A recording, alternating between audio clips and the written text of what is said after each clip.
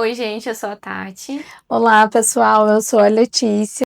E esse é mais um episódio Hora Marcada com as Psis. Quero começar esse episódio com uma reflexão, Lê.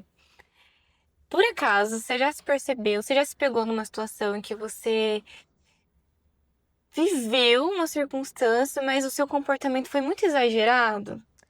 E aí você se deu conta que a sua reação não era sobre aquele momento, era sobre uma situação passada. Olha, em alguns momentos, às vezes a gente se pega, né, com esses comportamentos e, infelizmente, até no cotidiano, muitas vezes as pessoas, elas se pegam tendo essa repetição de comportamentos e muitas vezes elas não conseguem perceber, elas que estão de dentro não identificam, né, esses comportamentos. A gente tá falando aqui de comportamentos traumáticos. Os traumas relacionais. A conversa de hoje vai passar por partes que falam sobre o que é que a gente faz para identificar o que é um trauma relacional. E aí a gente começa destrinchando isso, né? O que é um trauma relacional? Que não é só amoroso, ele pode ser de outros vínculos sociais também, né? Então, trauma relacional, se a gente observar bem, é como se fosse uma feridinha que nunca fechou. Sim. Ela fica ali sempre sendo aberta, aquela casquinha ela sempre vai sendo arrancada, porque começa lá na infância, mas ela pode acontecer em qualquer momento significativo da vida da pessoa, né? Então essa casquinha ela começa a se formar, mas a pessoa às vezes vive novamente uma situação que arranca, né, essa casquinha, se torna doloroso de novo, ela revive aquele marco que às vezes aconteceu lá no comecinho da vida da pessoa. E às vezes, por algo simples, né? Às vezes um comportamento do outro já gera aquele trauma, aquele gatilho que faz com que a pessoa acabe reagindo da mesma forma que ela reagia em outras situações. O famoso gatilho. Sim, e muitas vezes nem percebendo que aquilo tá fazendo mal pro outro, né? Não só para ele, porque isso faz muito mal para quem está tendo esse comportamento e pro outro também. Tem exemplos, Lê, que a gente pode trazer para as pessoas compreenderem do que a gente está falando quando a gente fala traumas relacionais? Sim, né? Temos o próprio relacionamento, tem os traumas parentais, né? É a relação do trabalho, amizade, porque muitas vezes o relacionamento, quando você tem aquele comportamento abusivo, né? Uma desconfiança, uma insegurança, a questão parental, né? Quando, por exemplo, tem alguma situação ali, o abandono. O abandono é o clássico, né? Da questão parental. Questão do trabalho, amizade, bullying, também a insegurança, porque muitas vezes você vai fazer algo que isso você teve uma situação talvez lá na infância, né, que gerou um gatilho e que na vida adulta isso pode refletir no trabalho, porque muitas vezes a insegurança vai fazer com que você não consiga falar sobre certos assuntos, ou vai falar, mas vai gerar ansiedade, medo, né, medo de não dar conta. Porque o que acontece? Quando a pessoa ela passa por uma situação muito significativa e que ficou registrada como um trauma, o cérebro entende como se fosse uma invasão, né? E ativa o sistema nervoso que passa a reagir dessa forma desproporcional, né? É como se fosse um mecanismo de defesa. Por exemplo, o medo. O medo, ele é um sentimento que muitas vezes as pessoas veem como algo negativo, né? Mas o medo não é só algo ruim. Se, por exemplo, você não sabe nadar, você não vai entrar na água porque você tem medo de morrer afogado. Então, é muito isso, né? Quando você tem um trauma, é como se aquela situação, por exemplo, a Tati, lá no passado, fez algo pra mim, né? Por exemplo, a gente tá em um relacionamento e a Tati me traiu. Aí, nenhum relacionamento atual que eu estou, algum comportamento que o meu parceiro ter, vai me gerar um gatilho por algo que a Tati fez. Então, e aí eu vou repetir o meu comportamento porque eu vou ver aquilo como uma situação. Ah, isso já me aconteceu antes. Então, se isso me aconteceu e esse comportamento está seguindo pelo mesmo caminho, então vai acontecer novamente, né? Isso é um exemplo clássico de traumas relacionais no relacionamento. E é um exemplo de um pensamento automático, Sim. né, Lê? Quando a pessoa começa a criar, fortalecer, na verdade, as crenças que já existem ali Sim. na pessoa, ela fortifica isso. Pensamentos como, eu sempre vou me relacionar assim, eu sempre encontro relacionamentos ruins. E isso passa a se tornar repetido, como se fosse um molde mesmo, né? Sim. A crença, ela funciona como um molde. A pessoa vê uma situação que ela identifica parecida com uma que ela já viveu e ela acredita que aquilo vai acontecer sempre assim. Sim. Até como uma autossabotagem, né?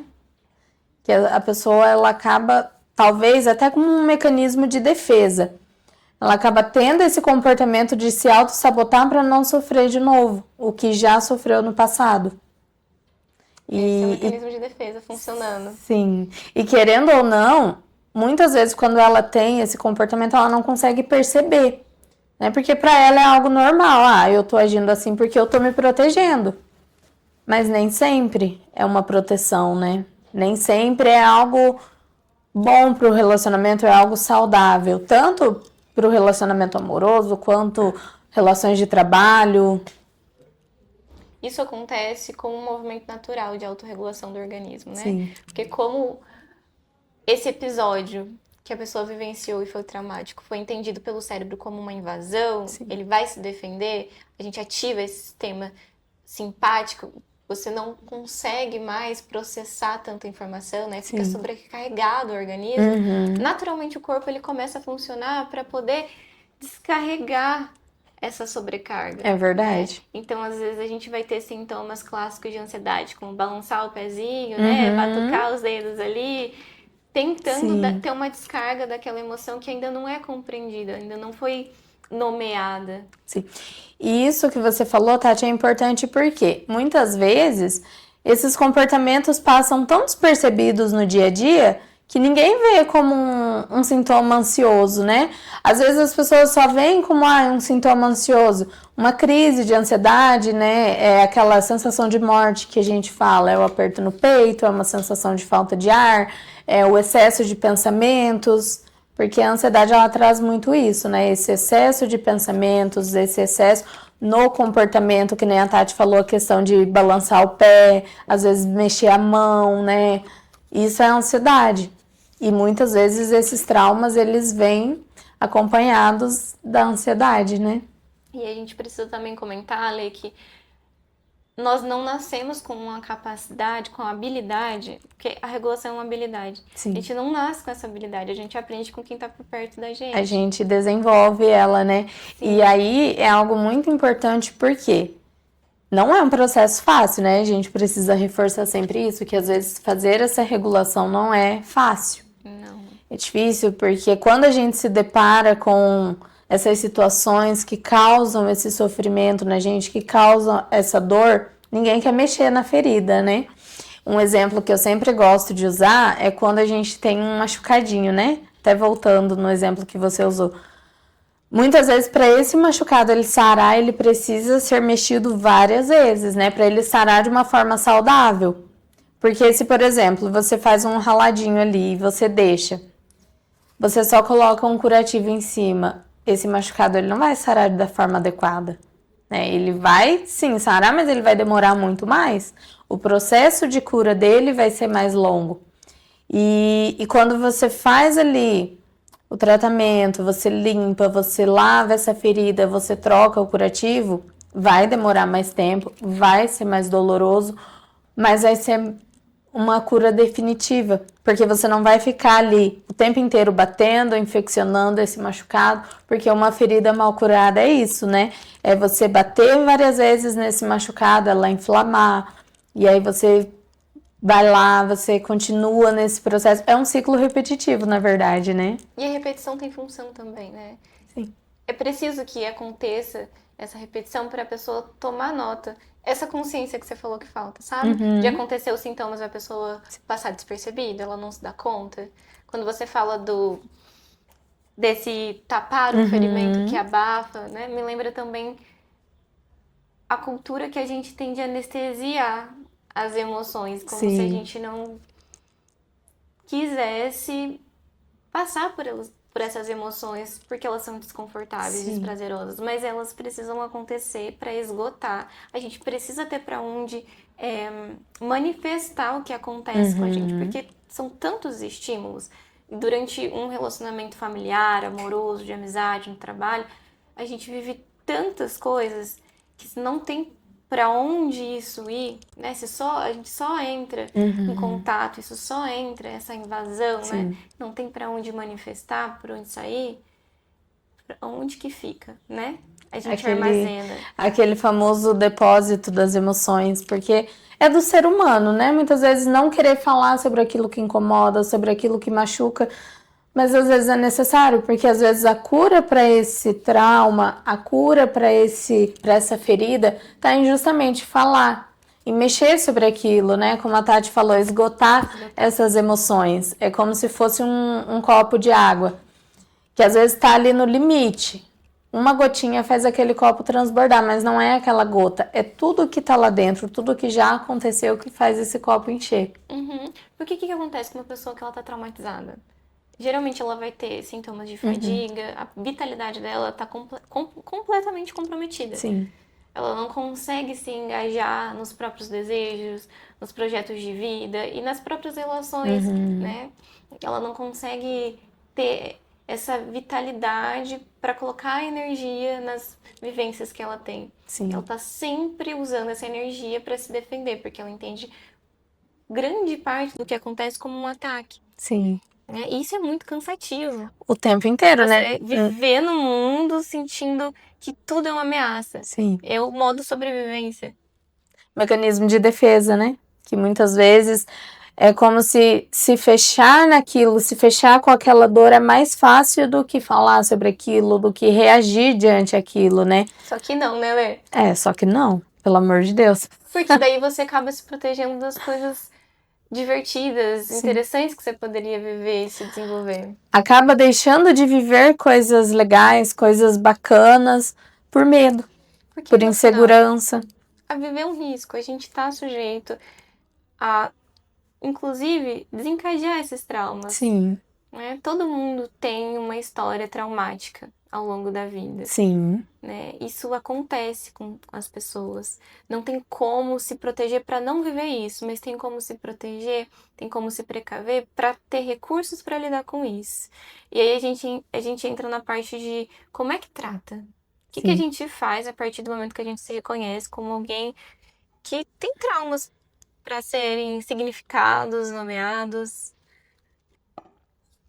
Eu acredito que um primeiro exemplo é o espaço terapêutico, né? A gente está aqui, inclusive, para poder falar de saúde mental, entender que o espaço da psicoterapia muitas vezes é um dos primeiros espaços que a pessoa tem de exemplo de segurança, que é o antídoto, né, para o trauma, que é um manifesto da insegurança, já que a pessoa está no modo sobrevivência. Sim. E aí o espaço com o psicoterapeuta muitas vezes é a primeira relação que a pessoa tem como exemplo para aprender sobre autorregulação, se sentir seguro bastante para falar, como você disse, e nomear, dar nome para essas emoções, esses sentimentos. Entender que todas as emoções elas são válidas até certo ponto. Porque as emoções, elas estão ali por algum motivo, né? Como eu usei o exemplo do medo, que muitas vezes ele vai te proteger de algo. Mas entender que, por mais que você tá tendo essa emoção, tá tendo esse sentimento, acolha ele, né? E a melhor forma é falando. Porque quando você fala é como se fosse esvaziando aquele copo, que tá ali no limite. Quando você fala, você vai esvaziando ele. E é importante, né? Porque tudo que é demais faz mal. Essas extremidades acabam colocando a pessoa de forma unilateral no mundo. O que isso quer dizer? Ela sempre vai estar ou num polo ou no outro, o famoso 8 ou 80. E essa neutralidade que passa pela emoção e pela racionalidade ao mesmo tempo, fica ali inacessada como recurso, né? Sim. E isso existe. Na relação com o seu psicoterapeuta, você vai ter a chance de conseguir ter um modelo de relacionamento que te ajude a encontrar esse ponto de neutralidade. É claro que a neutralidade, esse equilíbrio ideal, não é o que a gente está falando aqui, mas é conseguir sair um pouquinho desse extremo, dessa polaridade, para vir mais para o centro e fazer essa identificação Sim. do comportamento traumático, né? Perceber o pezinho balançando, os dedinhos batucando.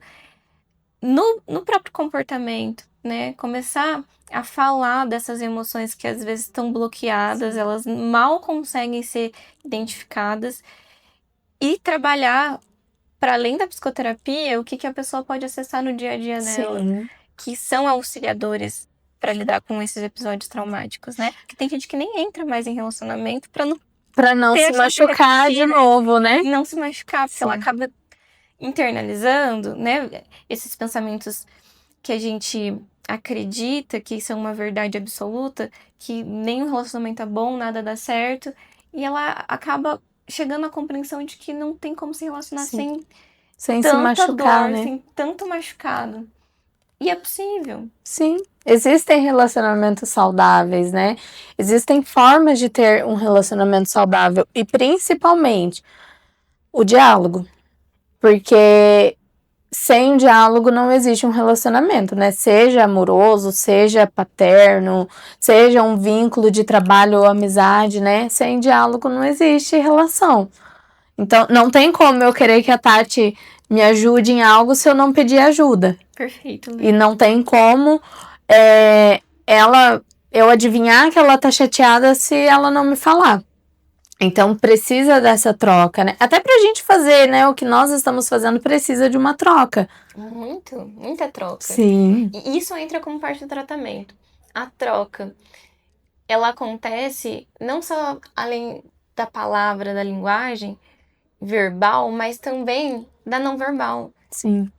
Enquanto tratamento, a gente vai falar aqui do contato, especialmente, porque enquanto espécie nós somos mamíferos, a nossa principal qualidade enquanto mamíferos é que nós somos sociáveis. Sim. Então, quando uma pessoa traumatizada ela acessa a socialização e ela se isola, ela está contribuindo para o aumento, né, dessas experiências traumáticas, Sim. porque ela bloqueia qualquer possibilidade de regulação quando ela se isola.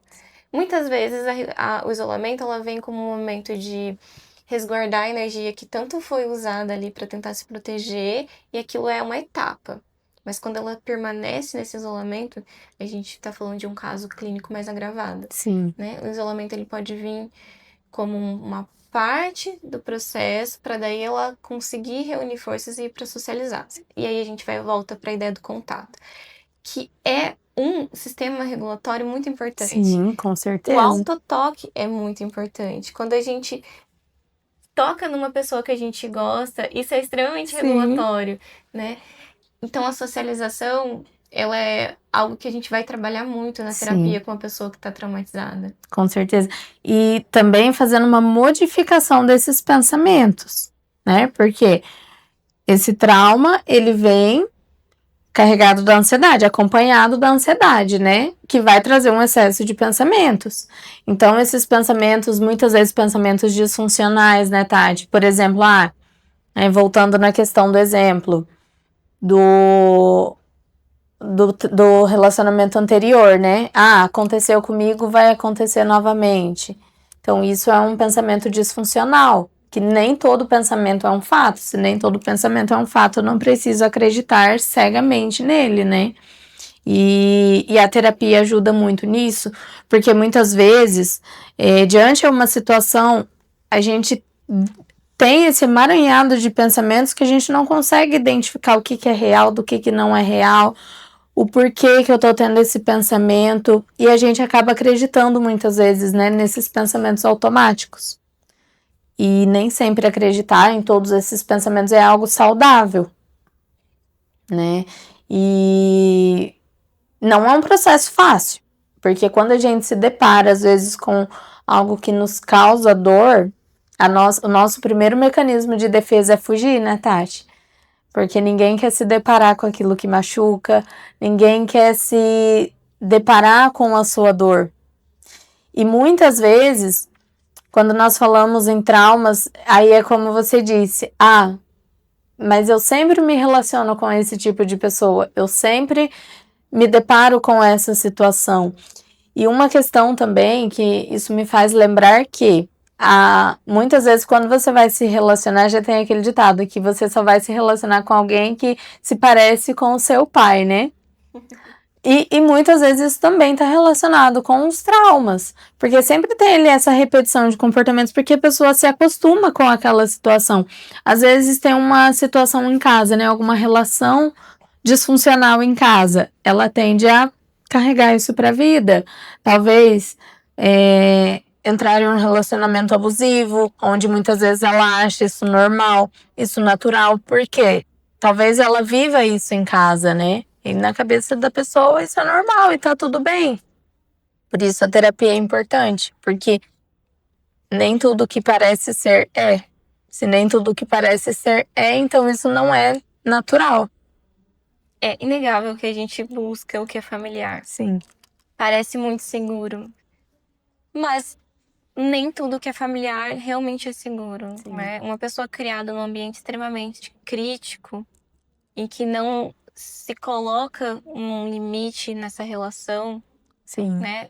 E tem então um ambiente tóxico, muitas vezes vai servir de molde para a pessoa se relacionar nos outros relacionamentos ao longo da vida. E isso vai aparecer no trabalho, não só no relacionamento Sim. amoroso, em qualquer vínculo que a pessoa venha fazer. Então, tomar consciência do ambiente que você foi inserido, que você cresceu e do ambiente atual que você vive, também é parte do tratamento, Sim. né? Isso vai ser muito trabalhado em terapia.